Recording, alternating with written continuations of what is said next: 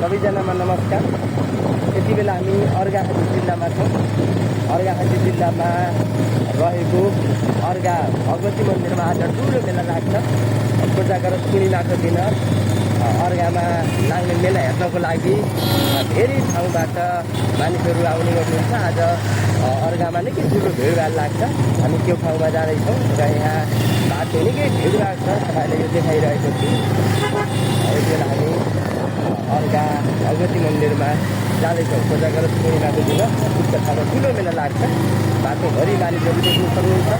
गाडीहरू पुरै भरिएका छन्, गाडी पाइँदैनन्। यहाँ चाहिँ आज अर्घाखाँची लगायत गुल्मी, प्युठान, पाल्पा, बागलुङ, रूपन्देही, नवलपरासी लगायतका क्षेत्रबाट धेरै मानिसहरू यो ठाउँमा चाहिँ भ्रमण गर्न र अर्घा भगवती मन्दिरको दर्शन गर्न आउने गर्नुहुन्छ।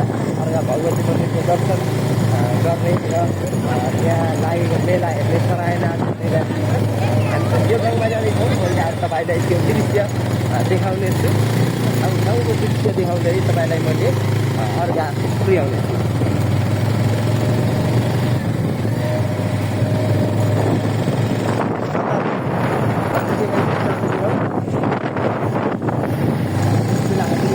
एयरपोर्टमा आइपुगेका छौँ।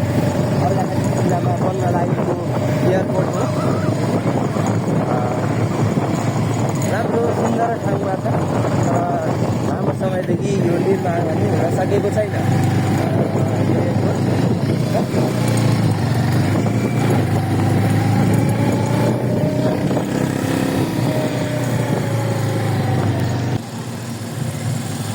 यस्तो भिडभाड छ।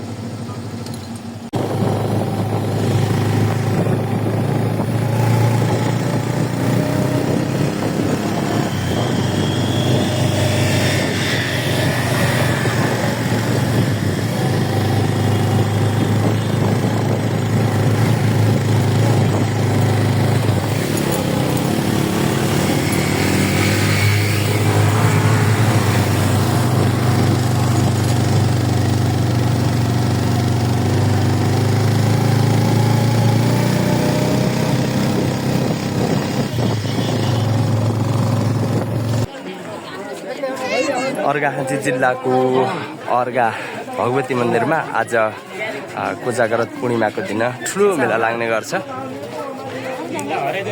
यो ठाउँमा आज कोजागरत पूर्णिमाको दिन अर्घा भगवती मन्दिरको दर्शन गर्नको लागि अर्घाखाँची लगायत गुल्मी, प्युठान, बागलुङ, रूपन्देही, कपिलवस्तु, नवलपरासी लगायतका क्षेत्रबाट दर्शन गर्न आउने महानुभावहरू अत्याधिक धेरै मात्रामा हुनुहुन्छ। सम्पूर्ण महानुभावहरू तपाईँहरू पनि यो ठाउँमा भ्रमणको लागि आउन सक्नुहुन्छ र यो ठाउँमा दर्शन गर्नको लागि पनि आउन सक्नुहुन्छ।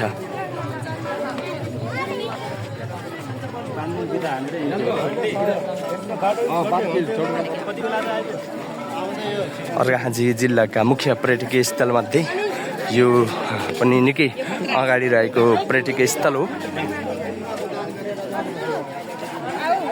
यहाँ आज सराय नाच हुने र विभिन्न किसिमका कार्यक्रमहरू हुने गर्छन्।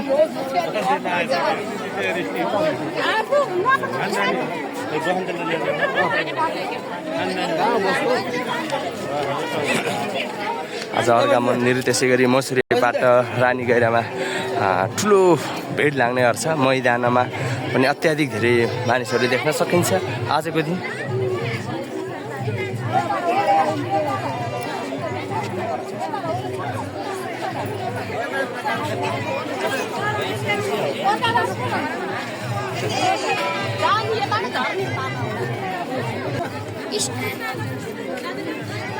이거